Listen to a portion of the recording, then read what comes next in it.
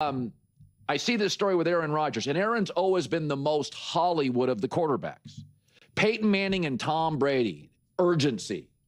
Aaron Rodgers is very much like Christopher Walken, staring out a window. It will be amazing when I get to it. So I see a story this morning. Former general manager urges the Steelers to move on from Aaron Rodgers. And I don't think the general manager dislikes Aaron Rodgers. This is a very urgent league, and Aaron's a very casual guy. And I think that's much easier to do when you're in your prime. You know, when Aaron first exploded onto the scene, he was a little like the very first flat screen TVs. Whoa, what is that? You hang it on your wall. My God, it's like 88 inches. Like not that many people, if anybody else, you know, in your group had the giant flat screen. Now everybody has them, and they're not that special. And it's kind of embarrassing if you don't. And it's like something to not necessarily brag about. They're kind of giving them away. And that's how I kind of look at Aaron. Aaron's casual nature was much cooler when he was much better. And I thought he had a really good year. But I'm thinking about Mike McCarthy's building his staff. Free agency starts in 3 weeks. It's like, Aaron, you're 42 years old. There are certain things, by the time you're 42, you mostly give a quick answer to. Like, hey, do you want to come back for your job? Do you like it here? What do we got to pay you? That stuff's harder at 20. And maybe it's harder at 80. But when you're a pro athlete at 40, you kind of know when a season ends. I don't want to go through that again. I don't want to get hit again. I'm not into it.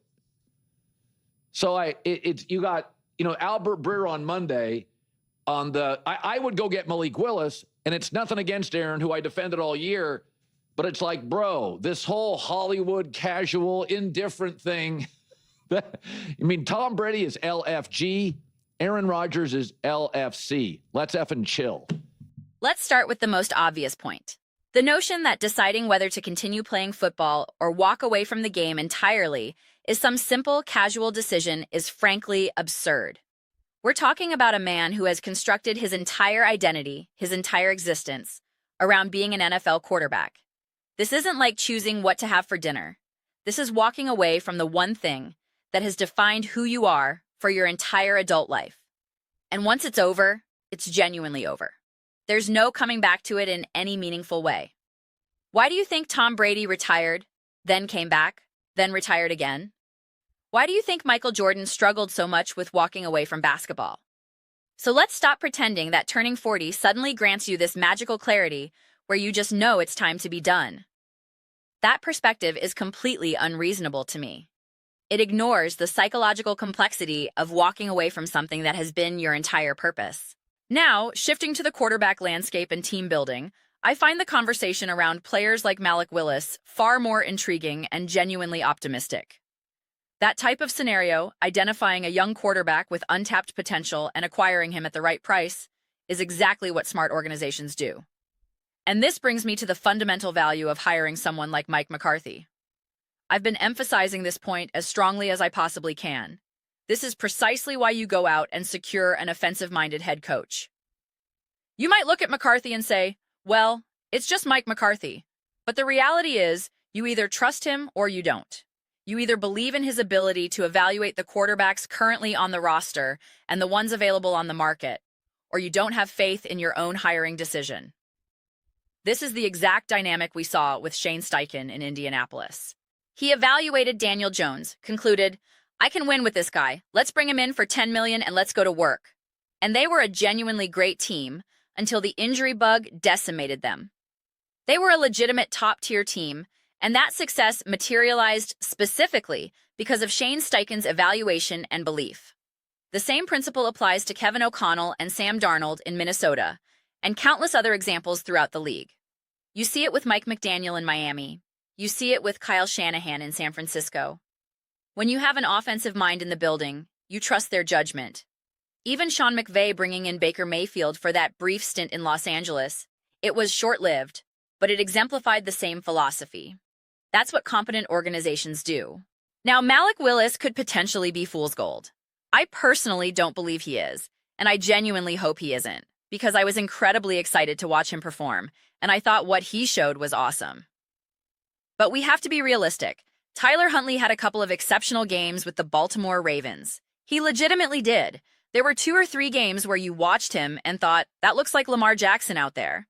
But does anyone genuinely believe he's capable of replicating that performance week after week, game after game, season after season? Of course not. So there is always inherent risk. That's precisely why you must trust the offensive coach making the decision. If Mike McCarthy evaluates the landscape and reaches the conclusion that they can acquire Malik Willis for a reasonable price, say somewhere in the range of $75 million to $100 million, that becomes a viable path forward. I don't know exactly what type of contract Willis commands at this point. It probably won't exceed what Sam Darnold received from the Seahawks or what Baker Mayfield got from the Buccaneers. That's likely the best-case scenario in terms of contract expectations. Sam demonstrated sustained success over a full season, and Baker similarly put together a complete season with Tampa Bay before securing his deal. It will certainly be more than what Justin Fields received from the Jets. I think that was around $40 million. So we're probably looking at something in the $50 million to $100 million range, depending on terms and guarantees. Who really knows at this point?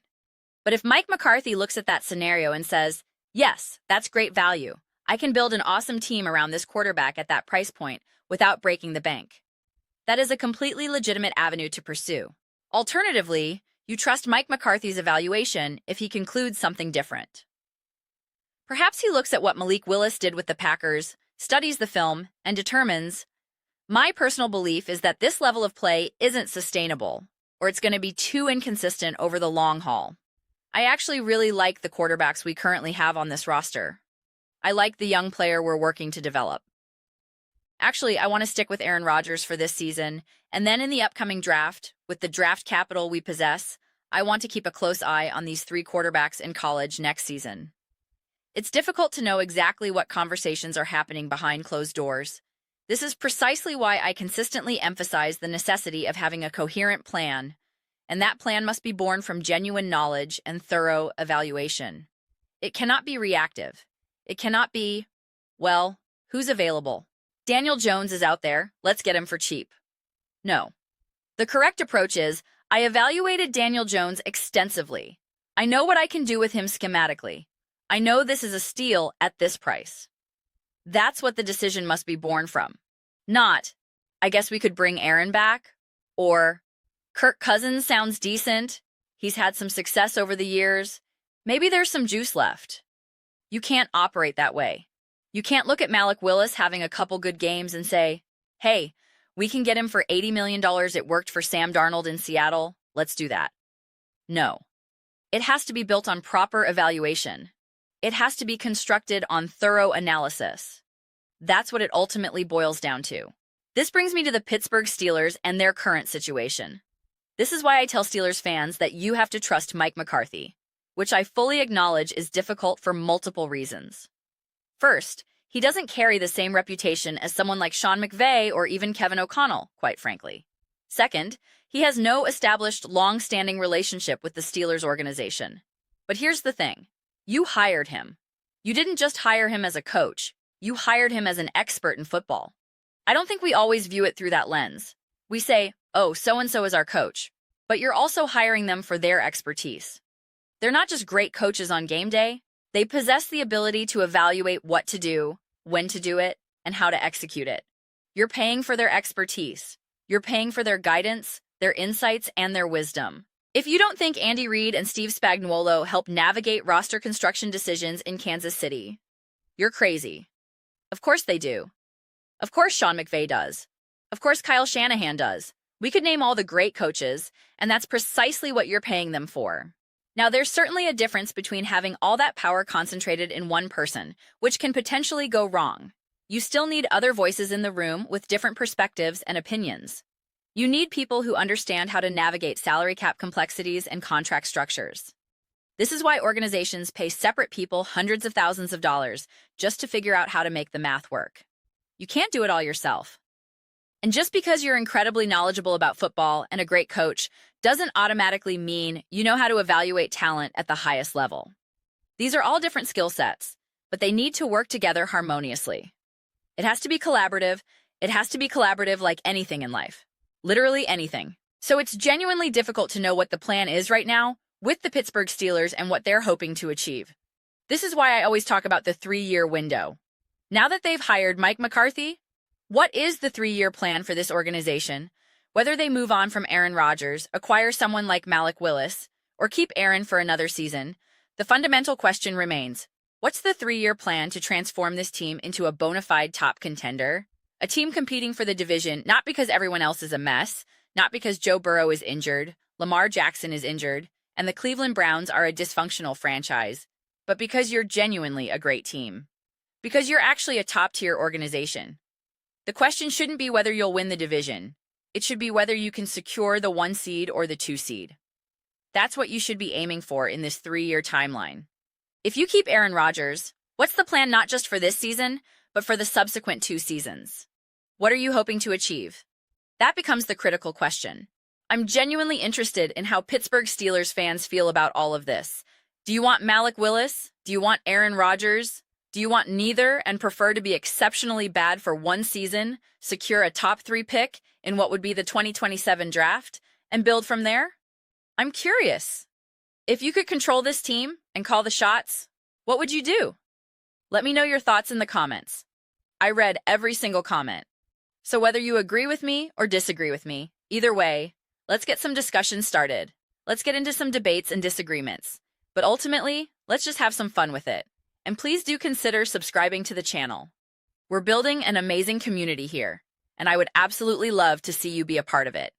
I want to build something that we all genuinely feel connected to, something that we're really excited to be a part of. I think we're well on our way to accomplishing that. Please don't forget to give this video a thumbs up. It really does help with visibility and the algorithm. Thank you so much for watching. See you next time.